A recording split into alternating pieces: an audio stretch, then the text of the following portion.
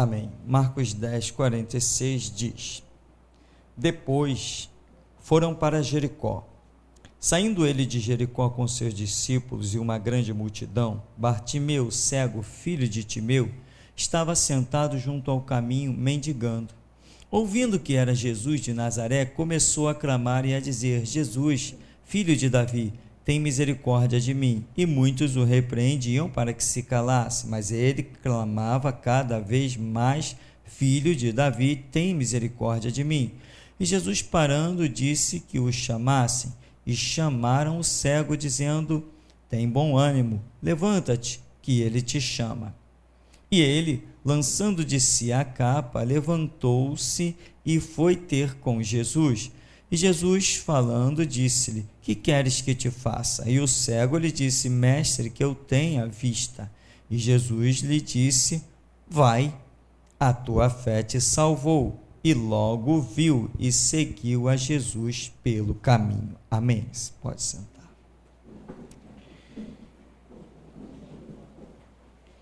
Irmãos, o cego de Jericó,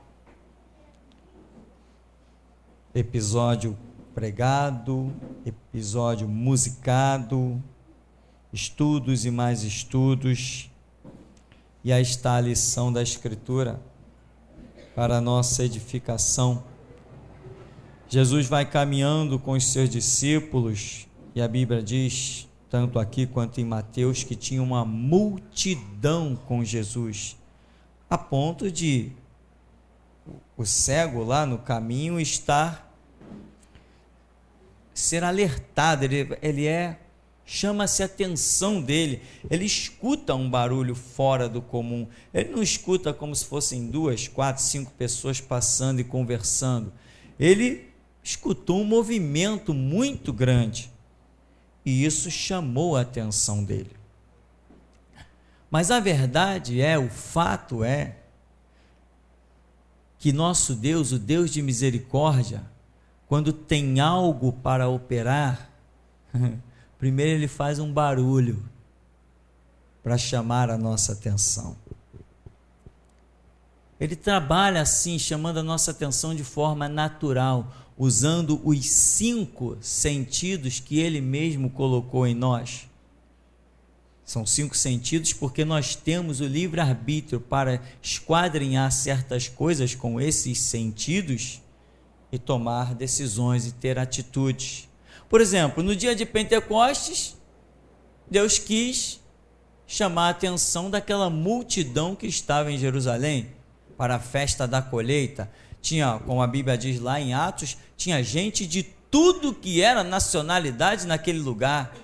Deus falou assim: eu preciso chamar a atenção desse povo. Diz a Bíblia que os discípulos estavam orando no cenáculo de Salomão e de repente veio do céu um som como de um vento forte, veemente, impetuoso.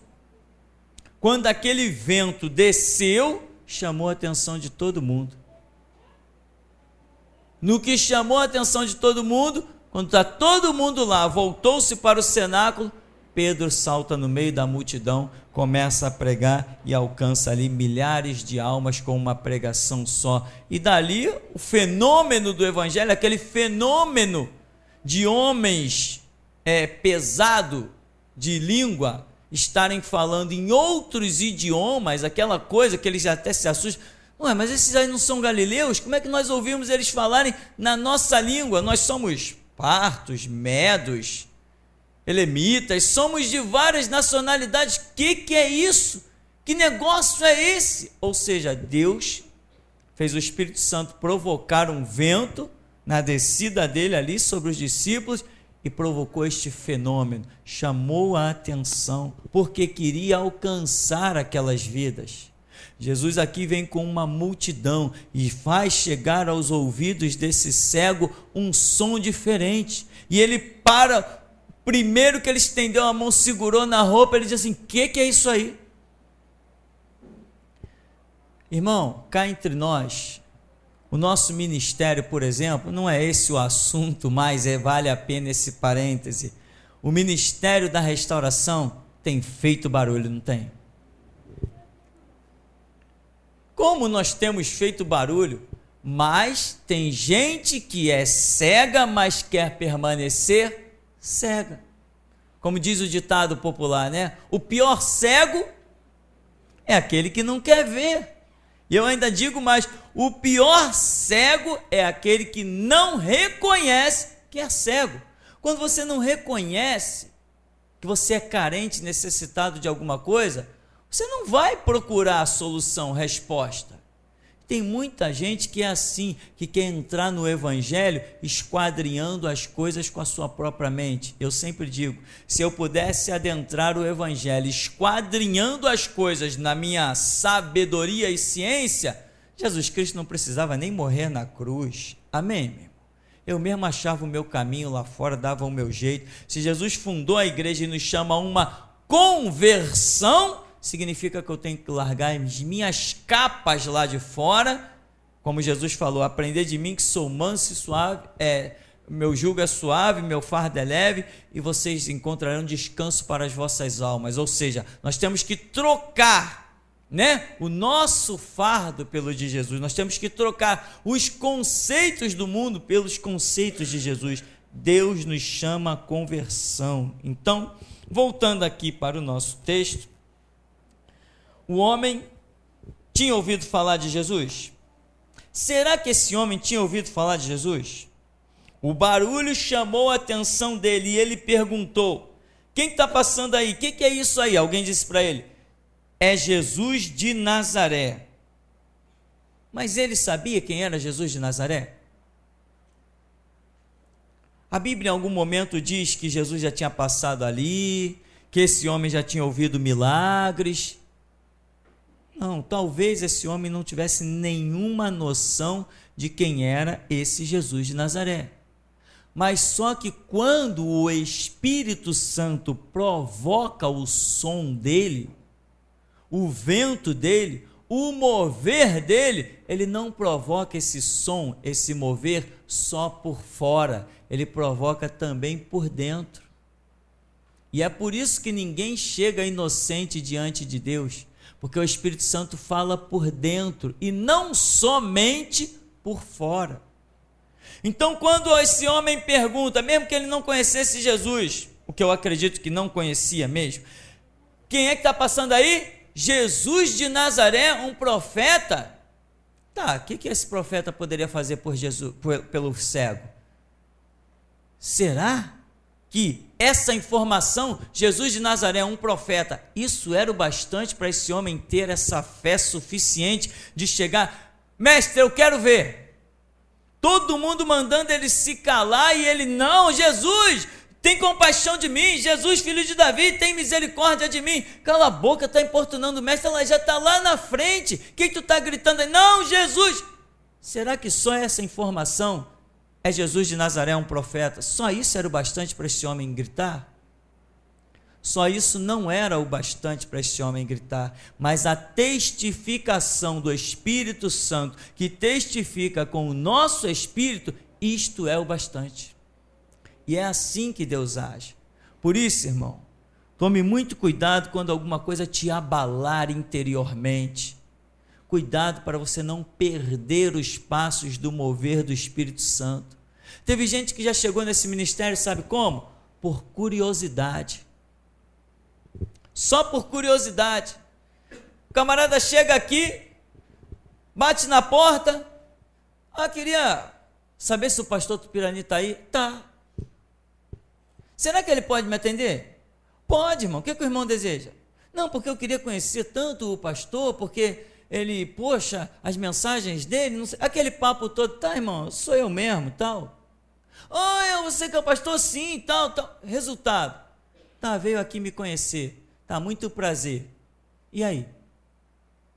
Vai fazer o que da vida? Quer uma foto comigo? Tá bom, tira uma foto. Vai levar foto para quê? Para espantar as moscas de casa? O que vai fazer com a minha foto?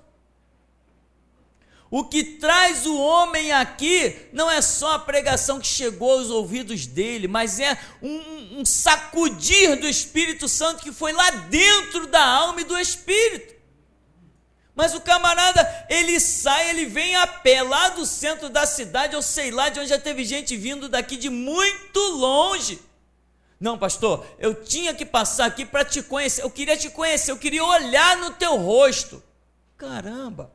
Mas o que sacudiu o homem não foi a minha fisionomia, não foi os meus belos olhos, não foram a minha aparência. Então, irmão, atente quando as coisas te sacudirem por dentro. Uma vez eu estava numa igreja, meio desesperançado da vida, eu já falei isso para você, cada um tem a sua fase, a sua luta, e eu passando na minha luta, na minha fase, uma vez eu disse assim para Deus, Deus, não é possível, será que tudo aquilo que eu sentia por dentro de mim, por dentro, era mentira? E eu botei pé na estrada, fui num lugar onde eu sabia que tinha uma mulher de Deus, profeta, infelizmente não é mais mulher de Deus, não é mais profeta, hoje é uma mentirosa, infelizmente não é mais, infelizmente, porque quando um servo de Deus cai, meu irmão, eu acho que todos nós perdemos. Então é infelizmente, mas verdade é verdade, e é por isso que eu vivo, por verdade.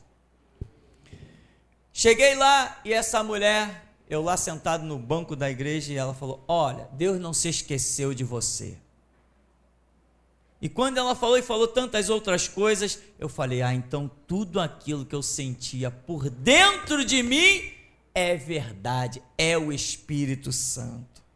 Saí daquele lugar com as minhas forças renovadas e aguardei em Deus. Os anos passaram, mas eu permaneci firme.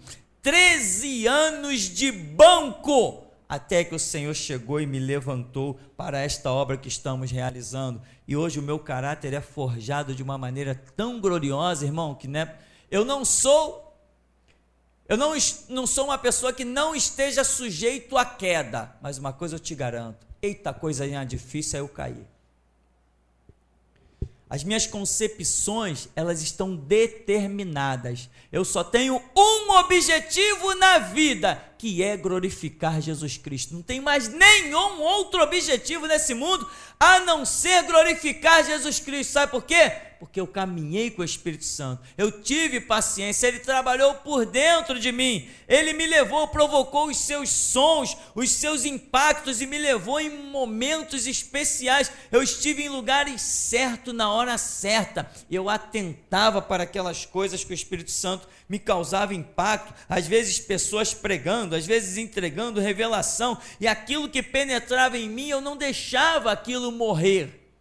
Eu armazenava aquilo realmente dentro de mim, e essas coisas foram me sustentando e me sustentam até hoje, porque a nossa vida não é um momento, a nossa vida é uma estrada. Aqui, esse homem não conhece Jesus, ele não sabe quem é Jesus, mas a informação e o toque do Espírito Santo faz com que ele clame e diz, Jesus, filho de Davi, tem misericórdia de mim. Irmão, repara a maneira como ele se apresenta para Jesus. Isso é importante demais. Ele não se apresenta, Jesus, ó profeta, olha eu aqui.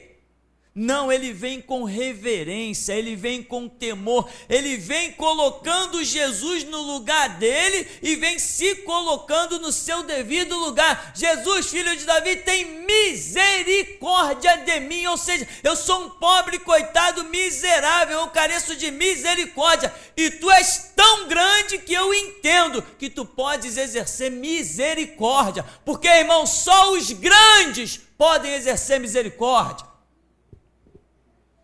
Os pobres coitados estão por aí cheios de orgulho, cheios de vaidade, cheios de prepotência, cheios de dinheiro no banco para depois construir um belo mausoléu, enquanto tem gente morrendo à míngua na porta da sua casa. Só quem é grande exerce misericórdia. Uma vez eu assisti um filme e eu nunca mais esqueci isso que eu assisti no filme, A Lista de Schindler, em que o homem dizia assim, tem um camarada que é assassino no filme, e o personagem principal do filme, ele diz assim, o amor e o perdão supera a força e a autoridade. Se você realmente, dizia ele, se você realmente se acha poderoso e forte, então você tem que exercer misericórdia e perdão. Porque só os grandes, só os que são muito grandes, podem ceder perdão. Isso penetrou na minha mente. Já assisti esse filme, tem mais de 10 anos, e eu nunca mais esqueci. E aqui, Jesus, filho de Davi, tem misericórdia de mim. Irmão, você quer alcançar alguma coisa de Deus? Não tente entrar por cima, entre por baixo. Não adianta querer subir escadas, procure sempre as escadas que fazem descer, porque ainda que eu habite no Seol, os olhos de Deus me enxergam. Se eu habitar nas profundezas do mar, os olhos de Deus me enxergam. E se eu estiver acima das nuvens, os olhos de Deus me enxergam. Então, se eu, como a Bíblia diz, humilhai-vos debaixo da potente mão de Deus, que Ele a seu tempo vos exaltará. Meu irmão, entra na presença de Deus, mostrando quem você realmente é, pós-cinza. Irmão, veja bem, eu falo isso com toda a propriedade. Quem vai julgar é Deus, e quem achar que não é, problema de cada um. Um dia Deus trará toda a obra a juízo. Eu te digo uma coisa, perante esse Deus eu nunca fui arrogante. Posso já ter cometido meus erros e delitos, mas nunca quis bater boca com Deus. Eu sempre soube que Deus sempre está certo. Tem que ter humildade. Se tu é carente, se tu é necessitado, se tu precisa, a Bíblia diz que é um coração quebrantado e contrito não desprezarás, ó Deus. Esse homem reconhece a sua miséria. Jesus tem misericórdia de mim. Tu sabe o que é uma pessoa que carece de misericórdia? É realmente uma pessoa que se julga, é um pobre coitado, é um zero à esquerda, é alguém que não tem nada para dar a ninguém, é alguém que só necessita, é carente em todas as conjunturas da sua vida. E é assim que esse homem se apresenta. Ele poderia dizer assim: Jesus, me cura, Jesus, me enxerga, Jesus, me vê. Não, Jesus tem misericórdia de mim. Você quer cura, meu irmão? Reconheça as suas condições. Você quer triunfo? Reconheça as suas condições. Uma vez eu estava numa situação muito difícil, como já contei várias vezes. E eu falei para Deus: Deus, eu já enxergo o meu futuro. Eu mostrei para Deus o que eu enxergava do meu futuro. E eu contei para Deus o que eu enxergava e mostrei o caos que eu enxergava do meu futuro para Deus. Eu disse: mas eu sei, Deus, que tu tens poder para mudar histórias. Muda a minha história. Tem misericórdia de mim, muda a minha história. E me deixa dar uma prova para ti do quanto eu sou ou não sou fiel. Irmão, Davi, filho de Davi, tem misericórdia de mim. Muitos o repreendiam para que se calasse, mas ele cada vez mais, filho de Davi, tem misericórdia de mim. Não importa a circunstância, não importa a situação. Agora, uma coisa que eu quero sobressaltar contigo. Ouvindo, diz o verso 47, ouvindo que era Jesus de Nazaré. Quando ele detectou que era Jesus de Nazaré, o que ele fez? Desencadeou o clamor dele.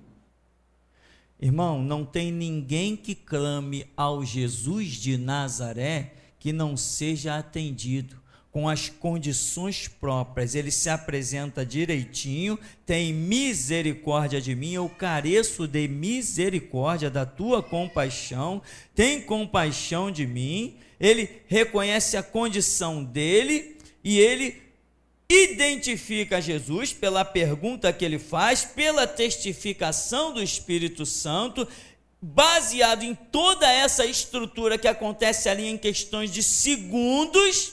Ele desencadeou o clamor dele. Você tem clamado a Deus? Se apresentando da maneira certa? Reconhecendo quem realmente é Jesus? É isso que ele faz. Ele reconhece. Então, a situação em que esse homem se encontra ali naquele momento, é uma situação que simplesmente ele pode esperar a resposta, ele pode esperar a bênção. Aí ele diz, verso 49, Jesus, parando, disse que o chamassem, e chamaram o cego, dizendo-lhe: tem bom ânimo, levanta-te, que ele te chama. E ele, lançando de si a sua capa, levantou-se e foi ter com Jesus. Irmão, essa capa, já falamos tantas vezes, que ela representa tantas coisas. Essa capa pode representar aquilo em que esse homem se ocultava dos ventos e do sol na beira da estrada. Essa capa, ele se ocultava de alguma chuva. Essa capa era a proteção dele. Essa capa, você já viu os mendigos que existem na nossa sociedade, como eles amarram até aquelas roupas velhas no seu corpo? É uma forma dele se proteger do frio, quando vem o sol, ele não tira aquilo, ele dorme com aquilo, ele vive com aquilo, aquilo parece fazer parte do corpo dele, aqueles panos sujos, ele se ampara naquilo, ele não quer nem largar aquilo, tem até medo de que alguém roube aqueles panos velhos dele, porque ele sabe que vem o inverno, e talvez ele não consiga outro artefato daquele, mesmo sujo, mesmo rasgado. Então esse homem tem uma capa que para ele representa muito. Ele vai até Jesus e ele lança essa capa de si. Então ele entende que ele vai alcançar misericórdia e não vai precisar daquela capa mais. Isso é um fato. Agora, essa capa, meu irmão, que faz com que o homem lance de si, também pode representar os julgos das nossas vidas. Que as pessoas estão querendo ir a Jesus, mas trazendo toda a sua bagagem do mundo. E ele aqui, essa capa pode estar representando toda a bagagem do mundo que nós temos e que queremos ir à presença de Jesus sustentando as nossas capinhas. Ele está dizendo aqui, não, ele lançou de si a sua capa, lançou de si o seu orgulho, lançou de si a sua vaidade, lançou a sua prepotência, lançou a sua arrogância, lançou o eu sou, o eu posso, o eu sei, o eu sou capaz. Ele lançou isso tudo de cima de si para poder ter acesso ao trono da graça. Nós precisamos ser purificados, lapidados. Não importa quantos cursos eu tenho, quantas faculdades eu tenho, que salário eu tenho, quantas coisas eu possuo, não interessa nada disso. Quando eu olho para Cristo Jesus, autor e consumador da minha fé, eu não tenho mais sul nem norte, não existe referência quando o assunto é Jesus Cristo e o Evangelho. Temos que nos despir de tudo, das capas, sejam elas grossas ou finas. Tem muita gente que insiste em querer estar com Jesus com todas as bagagens que o mundo tem, que o mundo jogou sobre nós. Meu irmão, por incrível que pareça, as pessoas ainda hoje vivem de forma como se não fossem morrer. Sentem um orgulho tremendo nas suas heranças, nas suas casas, nos seus castelos, na sua conta bancária, nos seus automóveis, zero. Saiu um automóvel lá, eu fui o primeiro a comprar, como se não fosse morrer, como se um dia não vai ter que olhar para trás, se vendo ir, e tudo isso ficando. Salomão foi um dos homens mais ricos que o mundo conheceu, não levou uma pedra de rubi, não levou um diamante, não levou um cinturão de prata, nem as roupas que o vestiram foi com ele para a eternidade, nada. Notório é que neste mundo, para este mundo, nada trouxemos, diz a Bíblia, e dele nada levaremos. Mas tem pessoas que estão com as suas capas e não conseguem alcançar a misericórdia de Deus. Tem pessoas que estão com as suas capas, não conseguem alcançar a compaixão de Deus. Tem pessoas que não entendem que tem que ir até Jesus sem as capas, meu irmão. Essas capas é o que o Espírito Santo traduzir para você que ela é. Essa capa é o que o Espírito Santo diz para você: larga isso, larga aquilo. O que ele estiver falando contigo nesta hora é a tua capa que tem que ficar aqui nessa noite. No chão. Teve um irmão que teve uma visão aí esses dias, até esqueci o irmão que falou comigo sobre isso, que estavam pregando alguma coisa aqui, ele olhava para o lado e via uma pessoa do seu lado, e as vestes velhas e ruídas dessa pessoa caíam assim no chão, e ele nem falou com a pessoa sobre isso, até me perguntou se falaria, eu disse, pode falar, não lembro nem da pessoa e nem a respeito de quem era, nesse momento aqui não estou lembrando, nem a pessoa que me contou isso, e nem a respeito de quem a visão foi tida. Então, meu irmão, largue suas capas, largue suas vestes ruídas, envelhecidas. O projeto de Deus é muito grande, é muito glorioso, meu irmão. Não confunda a geração Jesus Cristo com uma igreja, nós somos o grito da meia-noite. Quem é chamado para restaurar não pode estar precisando de restauração. Quem é chamado para revolucionar não precisa ainda ser despertado, não pode. Aqui, Jesus parou e chamou, ele se animou, largou a capa. Irmão, e eu vou insistir nisso. O que você quer receber de Deus?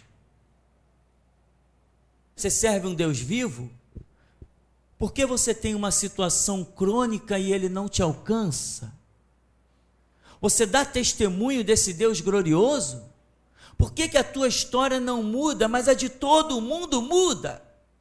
Por que todo mundo tem bênção para contar, mas você está sempre na mesmice? Por que todo mundo tem uma história transformada e a tua permanece o mesmo livro velho? Larga a capa, meu irmão. Larga a arrogância, larga a prepotência. Cuidado com aquelas frases que você mencionava lá no mundo e ainda menciona elas dentro do reino de Deus. Cuidado! As coisas mencionadas dentro do reino de Deus têm que ser reveladas pelo Espírito Santo. Cuidado com essas capas que você trouxe. Está claro agora? Está claro? Cuidado com essas capas que você trouxe lá do mundo. Mulheres que diziam lá fora, homem nenhum manda em mim. Cuidado, e o reino de Deus, qual é a resposta? Homens que tinham certas concepções lá fora, e agora as concepções são as mesmas aqui dentro. Cadê a mudança? Cadê a conversão? Quando Paulo diz temos a mente de Cristo, meu irmão, examina os seus pensamentos como eu examino os meus. E às vezes eu me pergunto, Jesus pensaria como eu estou pensando? Jesus faria como eu pretendo fazer? Se eu disser que a resposta é não, eu não faço. São capas que estão escondidas por debaixo das nossas vestes.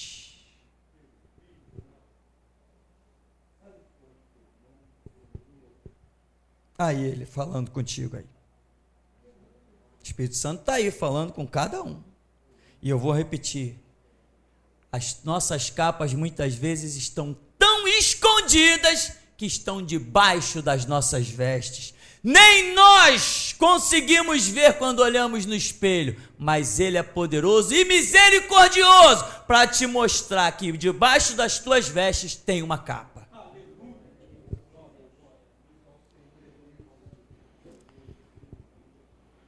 Deus disse uma coisa nesse ministério e ela continua valendo.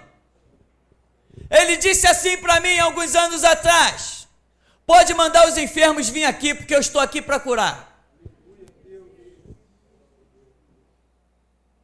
Por que você não está curado? Vamos pagar preço? Vamos parar de falar em pagar preço e vamos realmente pagar preço? Vamos parar de brincar, de dizer Deus poderoso e vamos viver esse Deus poderoso? Muitas vezes, sabe o que são as nossas capas? As nossas falsas declarações. Como Jesus falou, esse povo me honra com os seus lábios, mas o seu coração está longe de mim. São capas. Aqui diz, ele lançou de si a capa. Por que ele não foi com a capa? Porque o que essa capa está representando, também, além de outras coisas, porque a palavra é viva e eficaz, essa capa também está representando aquelas coisas com as quais nós não podemos nos apresentar diante de Deus, porque com essas coisas não alcançaremos misericórdia.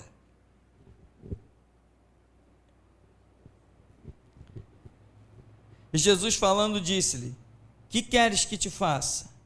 E o cego lhe disse: mestre, que eu tenha vista. Jesus lhe disse: vai, a tua fé te salvou. Logo viu, seguiu a Jesus pelo caminho. Irmão, presta atenção. O que salvou ele? A tua fé te salvou. Irmão, não confunda as coisas. Eu acho que não está nem mais em tempo de confundir. Não confunda fé com sentimento. Não confunda fé com uma declaração apenas. Não confunda a fé com palavras de expressão aos ouvidos, mas que na verdade dentro de você mesmo não tem aquele sentido do que você está falando.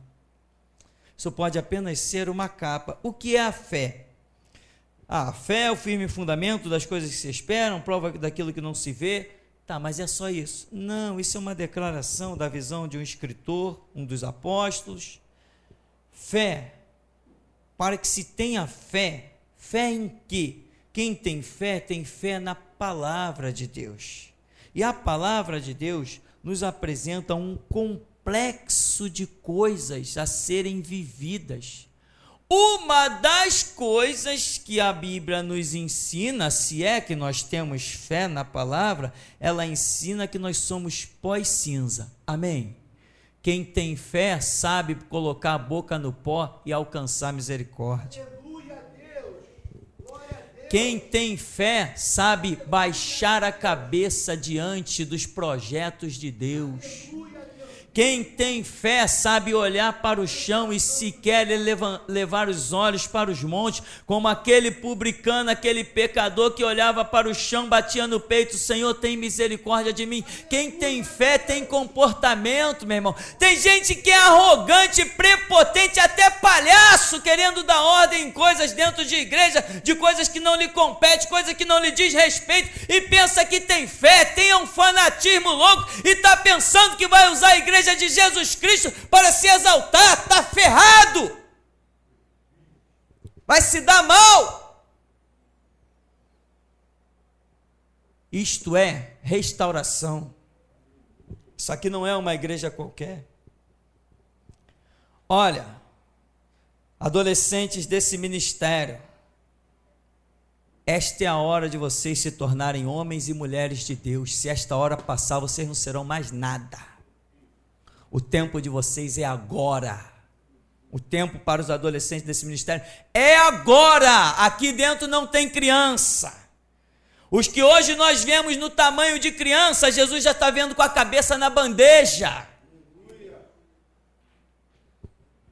A hora é esta, não brinca, porque o entendimento dos adolescentes desse ministério já pode dar aula para os professores dos colégios públicos e particulares.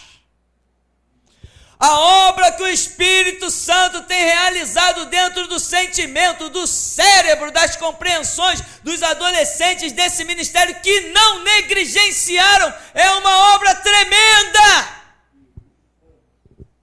muito gloriosa. Mas quem negligenciou pode se preparar para daqui a alguns anos entrar no corte. Nesse lugar, Jesus Cristo não está preocupado em ajuntar pessoas. Nesse lugar, Ele está preocupado em ajuntar guerreiros, obreiros. É bem diferente de pessoas vazias. Vai, a tua fé. Quem tem fé tem humildade. Porque a fé vem por ouvir, ouvir pela palavra de Deus, e a palavra de Deus ensina que a regra do evangelho é a humildade. Quem tem fé tem humildade. E quem tem humildade, meu irmão, não encontra porta fechada. Quem tem humildade sabe ouvir quando alguém está falando. Se Balaão tivesse humildade, ele teria calado a boca para ouvir aquela mula. Não tinha humildade. Quem tem humildade alcança todas as bênçãos de Deus. Quem tem humildade alcança todas as bênçãos de Deus. Por isso o apóstolo escreveu: humilhai-vos debaixo da potente mão de Deus, para que a seu tempo vos exalte. Irmão, você quer cura de Deus? Eu não sei, eu estou falando tanto em cura, tem tanta coisa para falar, mas é porque tem gente enferma. Tenha humildade. Tem gente enferma, sabe até em quê? Que está aqui na igreja como se tivesse drogado, em êxtase. Tem adolescente aqui nesse ministério que só vem para a igreja porque o pai obriga, senão nem vinha. E para você eu estou te dizendo, quem requereu de você pisar os átrios do Senhor? Agora, se houver conversão, verá a glória que está proposta.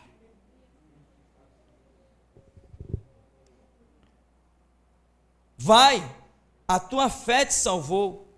Fé em quê? Fé quando o Espírito Santo testificou, esse Jesus de Nazaré, ele é a resposta para tudo que você precisa. Fé quando o Espírito Santo diz assim: põe-te no teu lugar, clama por misericórdia. O Espírito Santo inspirou isso nele. Quem está passando aí? Um profeta? É poderoso ele? Como é que é? Ele vem de onde? De Nazaré? Ora, tanta gente disse, que isso? Porventura pode vir alguma coisa boa de Nazaré? Quando o Espírito Santo diz que sim, sim. Não interessa o que eu penso, não interessa o que eu acho, interessa o que o Espírito Santo diz. Se ele disse que ele veio, o profeta de Nazaré, e ele está testificando, clama ao profeta de Nazaré. Ele não vem de Judá? Não, esse vem de Nazaré. Não vem de Betel? Não, é de Nazaré. Outros disseram, que isso? Nazaré? Um galileu, pesado de boca, pesado de língua, um pescador, um líder de marginais e prostitutas? Jesus pode ser líder de marginais e de prostitutas, não importa. Importa que ele é o meu Salvador e tem provado isso. Vai, a tua fé te salvou. Tem humildade realmente, irmão, na tua vida? Você reconhece o teu lugar? Ou você ainda é daqueles que, como você viu tantas vezes, pessoas discutindo dentro das igrejas, pessoas brigando por R$1, cadê a humildade com uma pessoa que briga por R$1? Pessoas brigando por causa de uma vaga de carro. Ih, irmão, esquece isso. Dá vaga para todo mundo. Põe o teu carro a 1 quilômetro de distância, vai e caminha, não esquenta não. Porque quando o Senhor ceifar e colocar nas tuas mãos, todos vão ter que olhar. Todos vão ter que ver a grandeza do que Ele opera por você. Não esquenta com nada, irmão. Você sabe que eu sou essa pessoa? Eu não esquento a cabeça com nada. Sabe por quê? Porque eu sei que o Deus que me ama é que está no controle de todas as coisas. Esquentar a cabeça com o quê? Como se diz o ditado popular, nascemos nus e estamos vestidos, e muito bem vestidos. Andávamos a pé e hoje temos até carro. Esquentar a cabeça com o quê? Se preocupar com o quê? Quem tem humildade e anda com Deus, meu irmão, não vai sofrer de problemas cardiovasculares. Aleluia a Deus. Glória a Deus. Não vai sofrer de taquicardia. Isso é doença para quem não tem humildade. Não vai ficar traumatizado.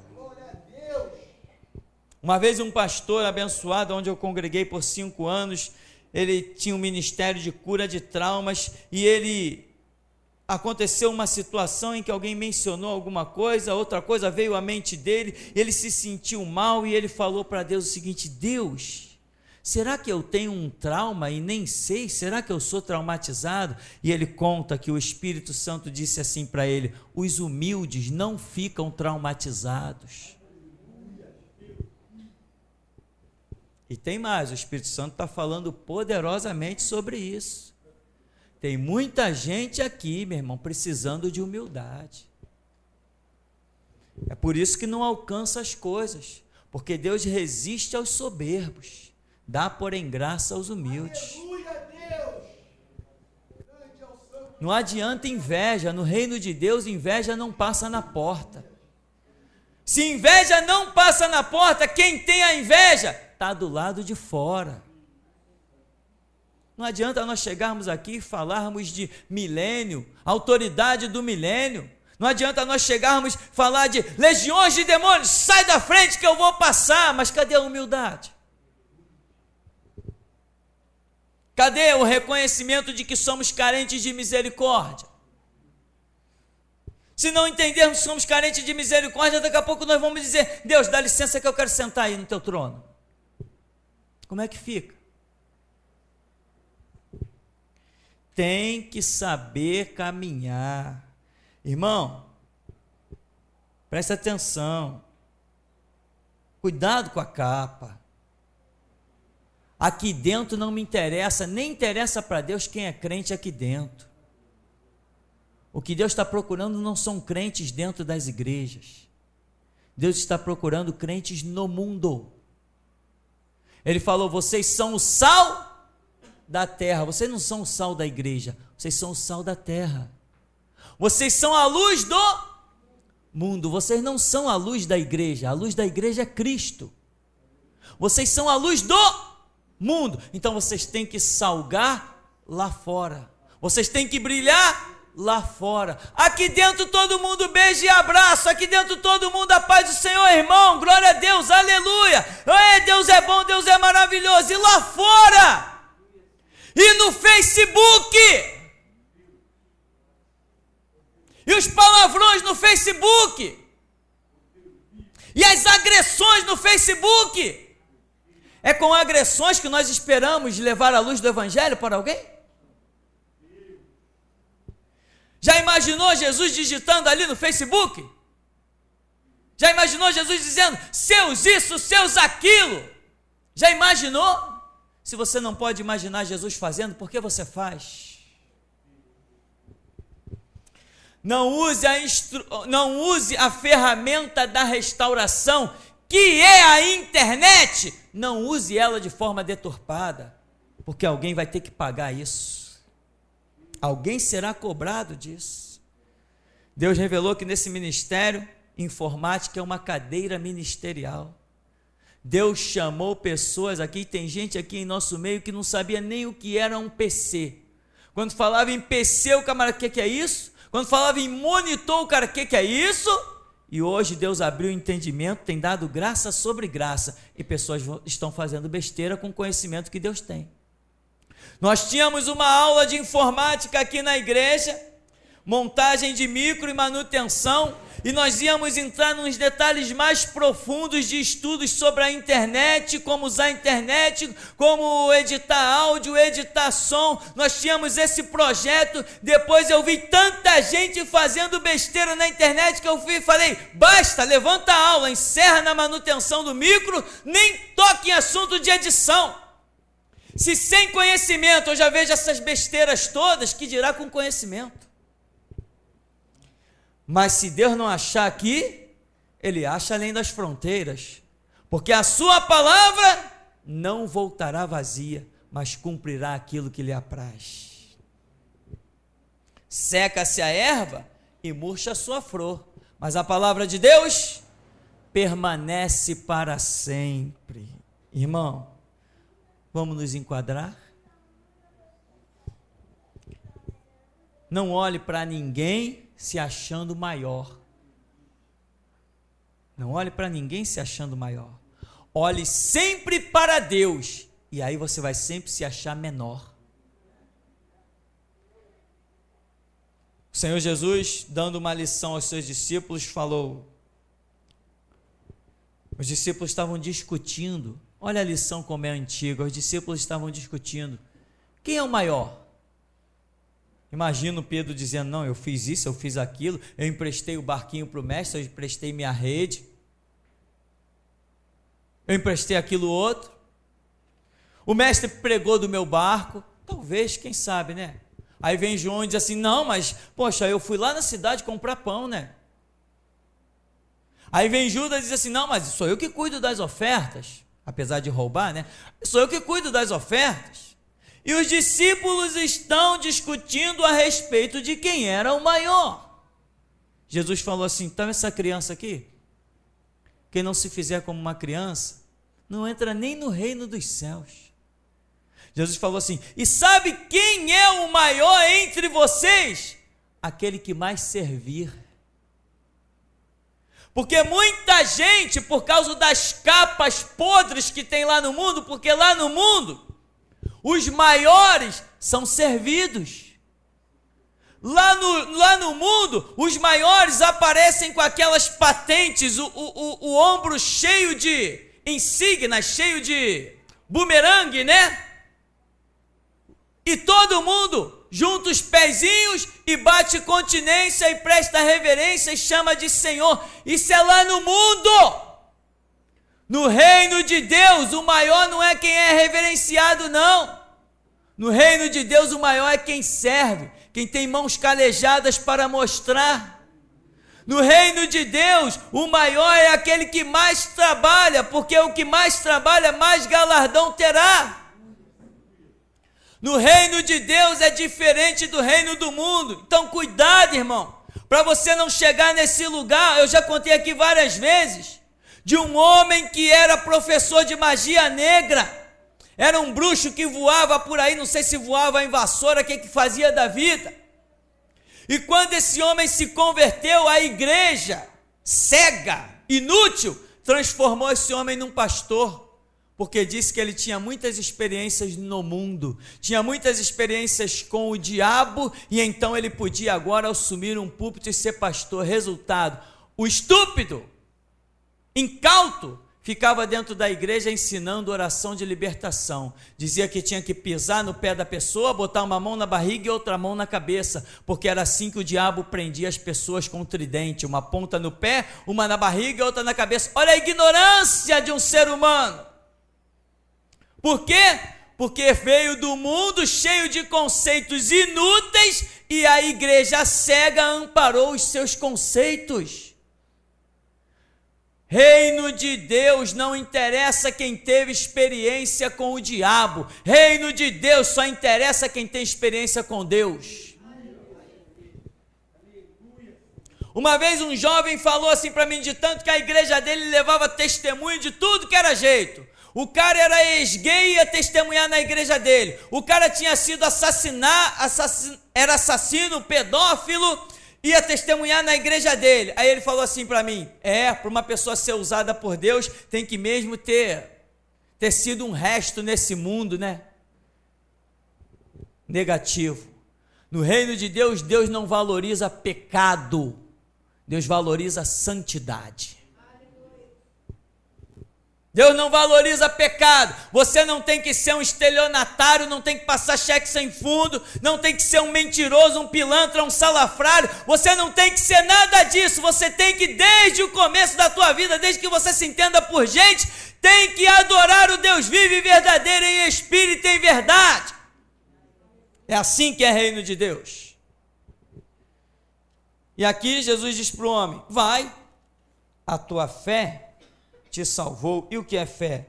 Nós já vimos que fé significa ter conhecimento das coisas de Deus, porque ninguém pode ter fé no que não conhece. E a fé vem pelo ouvir, ouvir pela palavra de Deus. Nós vamos dar uma paradinha aqui, irmãos. Eu quero convidar você para louvarmos a Deus e orarmos a esse Deus vivo, Eu quero que você peça a Deus e dê permissão a Deus, sabe para quê? Para que Ele te mostre as capas que estão por baixo das suas vestes. E que mostre a mim também, para que nós possamos ser transparentes na presença de Deus e colhermos das suas bênçãos.